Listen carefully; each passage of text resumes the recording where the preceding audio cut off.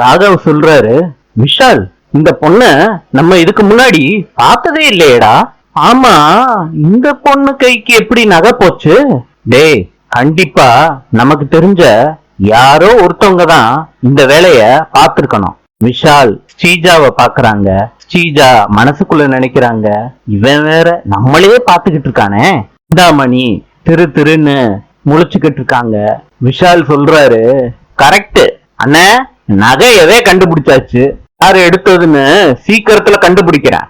ஆனா அதுக்கு முன்னாடி இசை மேல இவ்வளவு பெரிய பழிய போட்டதுக்கு இசை கிட்ட மன்னிப்பு கேட்கணும். சிந்தாமணி சொல்றாங்க, மன்னிப்பா?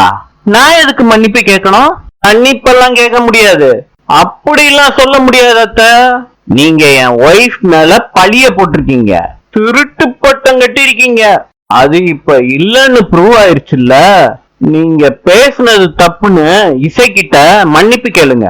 சிந்தாமணி ஸ்ரீஜாவை திரும்பி பார்த்துக்கிட்டு திரு திருன்னு முழிச்சுக்கிட்டு இருக்காங்க.